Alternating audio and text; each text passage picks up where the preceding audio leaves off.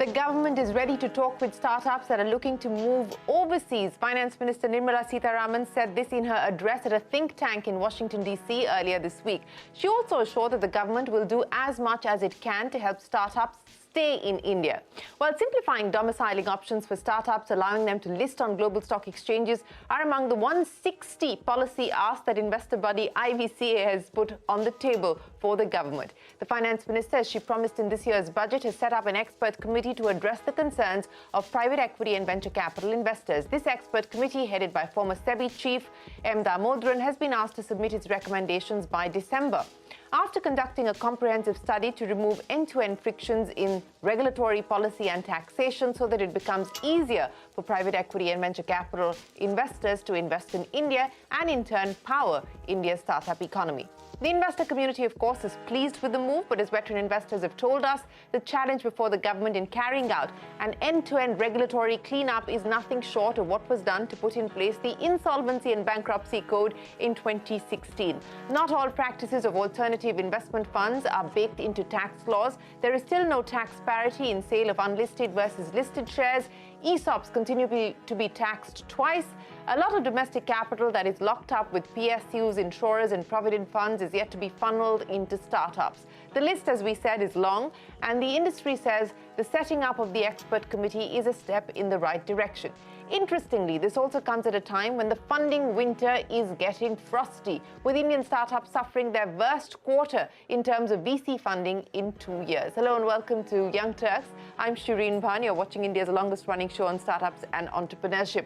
Joining me on the show today, Ashley Menezes, partner and CEO at ChrysCapital. Ashley is the vice chairperson of the Indian Venture and Alternate Capital Association, or IVCA. Also with us, Gopal Srinivasan, chairman and managing director of TVS Capital Funds and board member of IVCA, and Pratibha Jain, Group General Counsel and Head of Corporate Affairs at Everstone Group. She's also the co-chair of IVCA's Regulatory Affairs Committee.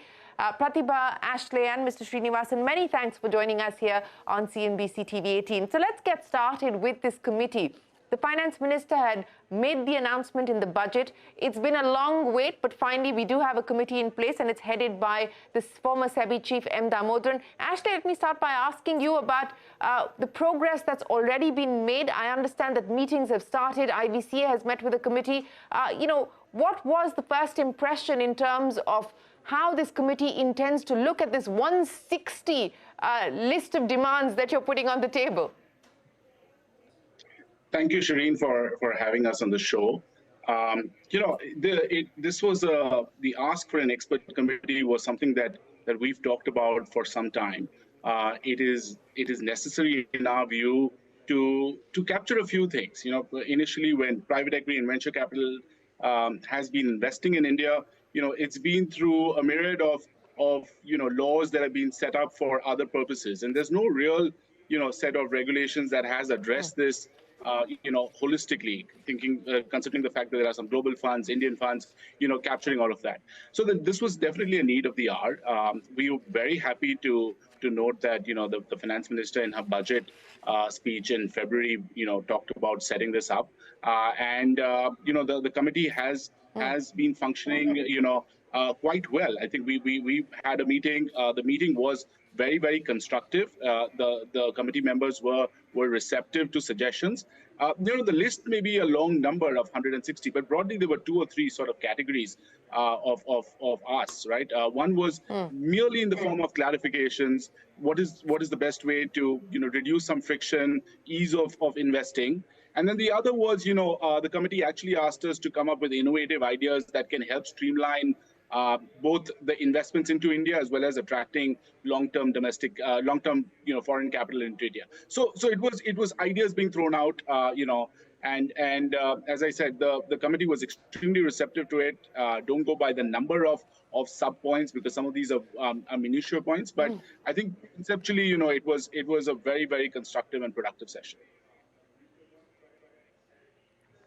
Okay, a constructive and productive session. Mr. Srinivasan, let me address this issue with you because, when we last spoke about this, you had said that what is required has to be of the magnitude of what the government attempted to do with the bankruptcy code, with the insolvency and bankruptcy code. They had then amended 41 sections of law and repealed one law and brought in a new law. You said then we need something like that for an end-to-end cleanup of the PEVC startup ecosystem.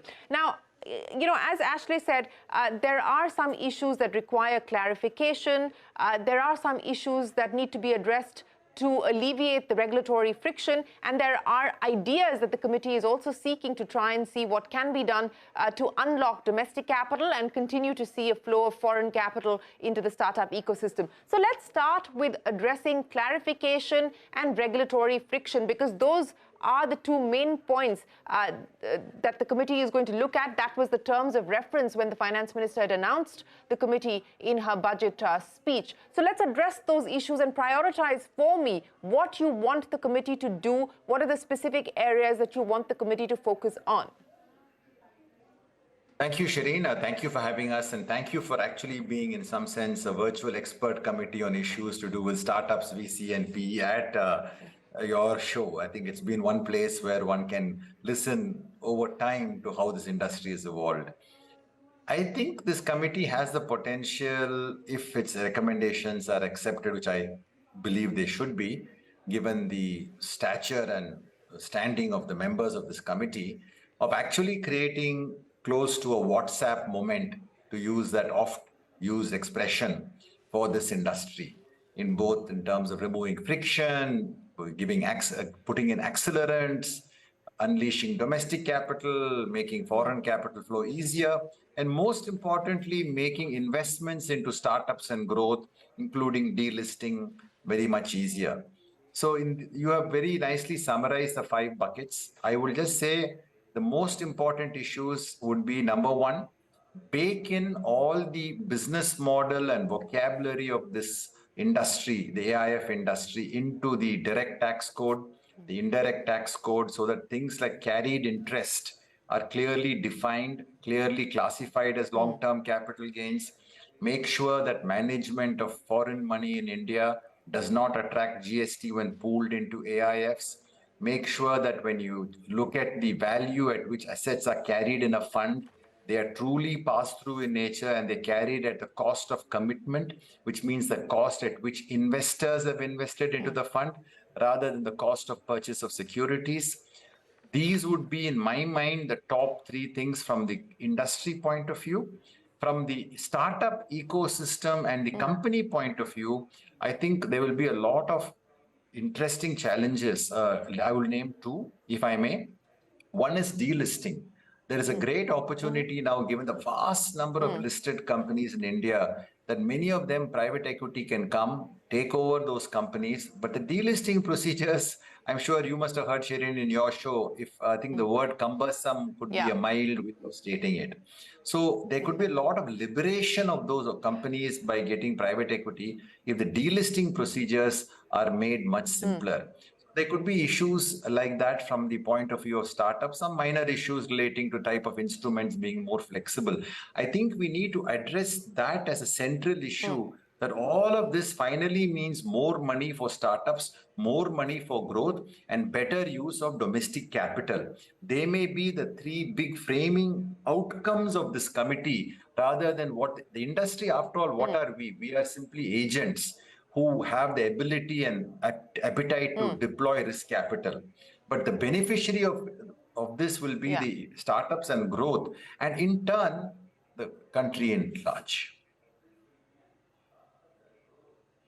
Yeah, I think you've appropriately framed that the direction in terms of recommendations of this committee need to be to ensure that we actually continue to nurture the momentum that this ecosystem is seeing at this point in time. And Pratibha, that's exactly what I want to address with you. While there are many specific recommendations that the industry has put on the table for the committee to examine, very often in India, we do have the tendency to be overtly prescriptive when it comes to regulation and rule-making specifically. Is that something that you want the committee to be mindful of? Oh, absolutely, Shireen. And India has its own challenges in terms of being able to enforce laws. So, you understand where the prescriptive nature of regulations come from. They want to prevent fraud because, it's very difficult to actually get any relief for fraud. Having said that, financial investors, such as private equity VC investors, are not used to sitting with lawyers and trying to understand each word, and our drafting also gets very complicated of laws. So if you recognize, especially for the AIF regulations, which has been already provided a minimum threshold of 1 CR of investment. So, it's not your retail investors that are coming into these AIFs for investment. These are already big players. In that regard, the AIF regulations, as they started and created the onshore fund industry, they were to start with very principle based, and provided a lot of leeway to create funds which mirror the global structures that foreign investors are used to, so that you can attract that foreign capital onshore. I think continuing that thought process is extremely important, because you need to be able to provide global structures that investors are used to onshore. So I think overall also in our regulations, that prescriptive nature, when we deal with investors, they don't understand. And you add on to that into the fund industry, which globally is, very, very bespoke. You don't have standard structures. It's not like listings where you have standard rules. So that becomes very important. In terms of, the other prescriptive regulations, there's a reason they came up about, there was sometimes for the promoters, sometimes for strategic investors coming from other countries, not really geared toward financial investors. I think, if you create a separate category for financial investors, which is your private equity VC investors, within the existing regulations, that will also help streamline regulations and make them less prescriptive for this class of investors. I think that will significantly also help. Let's talk specifics now. And one of the big issues that I know that IVCA has been pretty vocal about, and this was again a budget announcement that the finance minister had made, not this budget, but the previous budget, talking about the possibility of global listing by Indian companies, by Indian startups. And then there's been a U-turn on that, and that route and that avenue for now seems to be shut. Is this something that IVCA took up with the committee? No, absolutely. I think, the fact that Indian startups do not have access to overseas listing today puts them at a competitive disadvantage. Right? They do not have access to global pools of capital as some of their peers may. And so what companies are effectively trying to do or trying to get around the fact that you cannot list overseas is to create a structure overseas. And that is, fundamentally the wrong approach from a country perspective, right? You're seeing Indian companies trying to domicile in Delaware or other jurisdictions so that they can access those markets. And what you're doing is effectively, you're taking away taxes, you're taking away jobs. It's just a convoluted way of trying to do it. I think this is a very simple matter, and it's globally prevalent. Of can you allow Indian companies to list overseas? Yes, we understand that India is a country where we are not fully convertible from a capital account perspective, but there are checks and balances that can be built in to protect against those aspects. But this is the point that we've been having conversations, and there has been, as you mentioned at the start of the show, the honorable finance minister has talked about it, and so we are hopeful that there will be some constructive progress on this matter.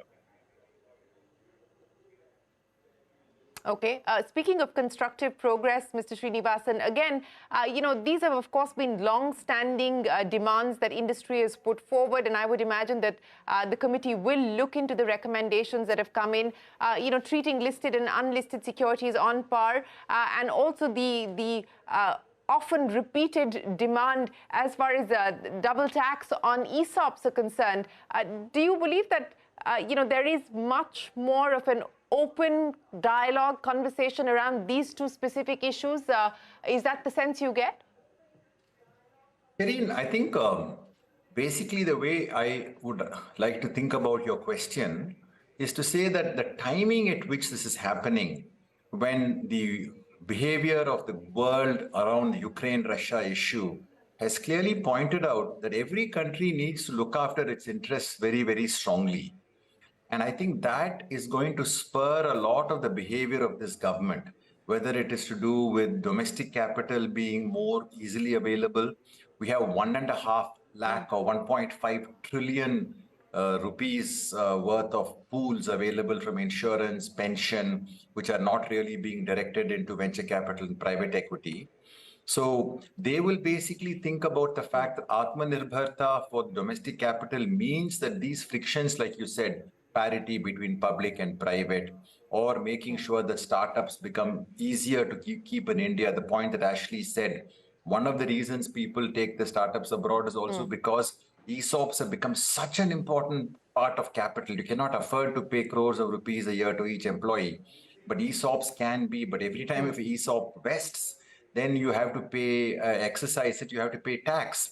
And if you don't allow the employee to vest and it's dangling, then it's not fair to the employee, because they may feel manipulated that you're using tax as a reason, but not really letting them have the candy and sort of dangling the candy in front of them, right? Because of tax. So there are, I think, this issue of wanting India to be independent, and the way this government has done various schemes like PLI, out of the box thinking. I'm hoping, and maybe it's just my bias that I want this industry to have this WhatsApp moment, that there'll actually be a lot of changes on parity, carry being clearly defined, and getting maybe, say, a pension fund and Ministry of Labor and Employment run a process to appoint 2 fund of fund managers who will then take that very, very precious money and divert it to the AIFs in a very careful way. And I think automatically what probably FM meant in her remarks in Washington is to say that by doing all these kind of things, then maybe you don't have the incentive to list abroad. I don't think people are listing abroad because of the need for foreign capital. I have a different view on that. I feel people are listing abroad because of the fear of the friction in India. Things like you said, double taxation on ESOP, parity on taxation, what SEBI's listing norms not being light touch, right? After all, everybody wants to be here and they want India to grow. No, everybody has a much broader view of their life than just capital and economics.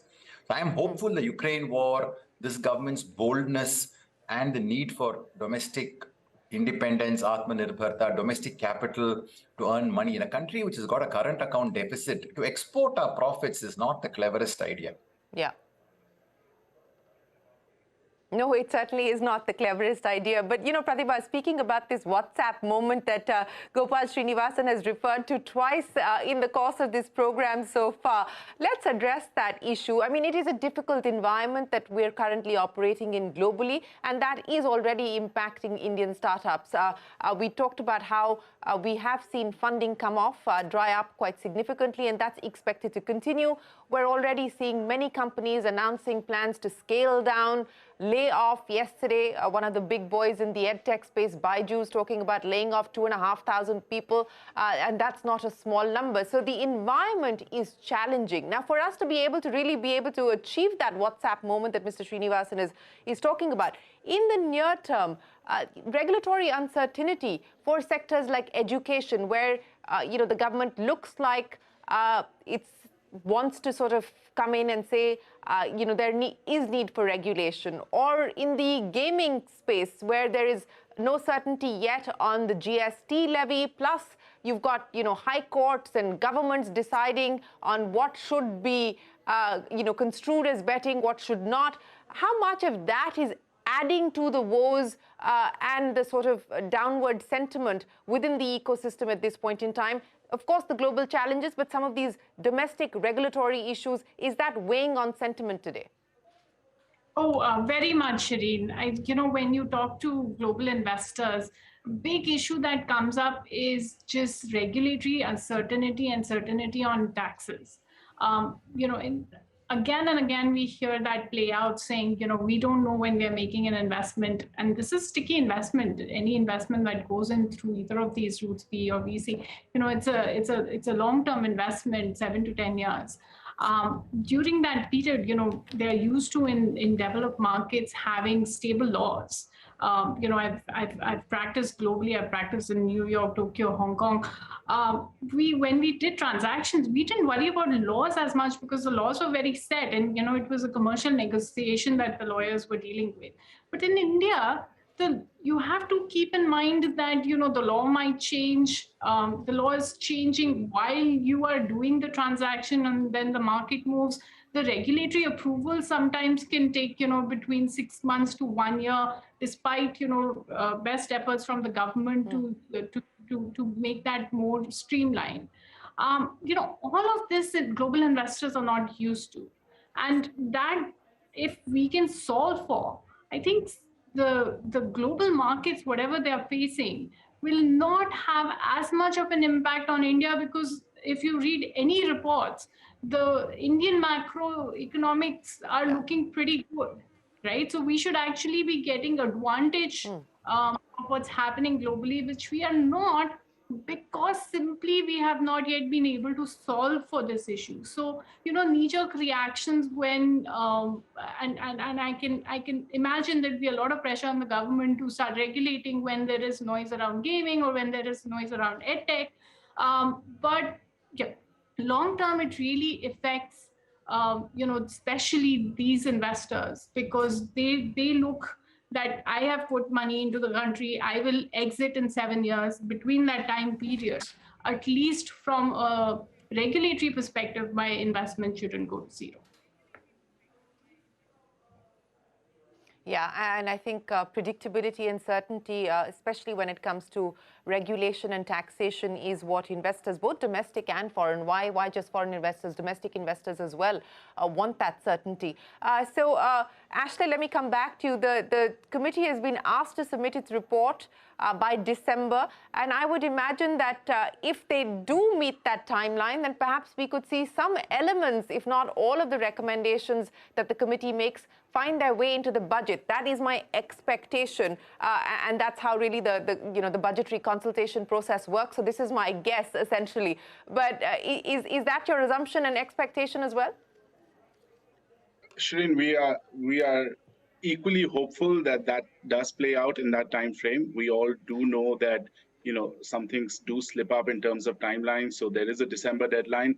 The good thing is that the committee, we believe, has done a number of meetings since it's been constituted, a few weeks ago. So they are progressing at a high speed, and they're committed towards meeting that date.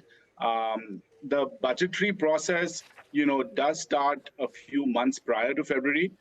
We are hopeful that some of the key recommendations at least get included in the budget, even if not all of them, because we do understand that the government will need some time to mull over. But we're hopeful that some of the things that Gopal talked about, for example, or Pratibha talked about, we're hopeful that some of those things there is some clarity being brought in. I agree with you. But the budget sort of becomes the seminal event when we talk about taxes and tax changes specifically.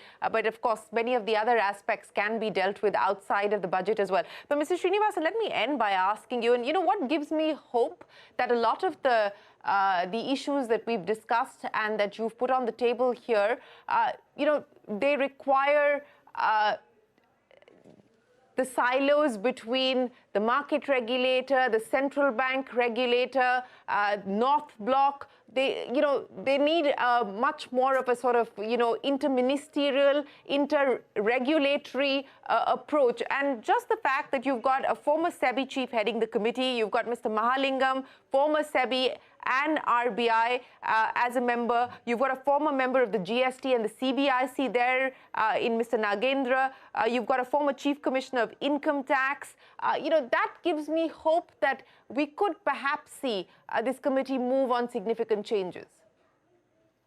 Now, I tell you, Mr. Damodaran gave us a small WhatsApp moment when he was SEBI chief, right? He gave us QIB. QIB revolutionized in those days, if you remember, the stock markets like never before. So I I have a lot of hope that he understands this from his past record.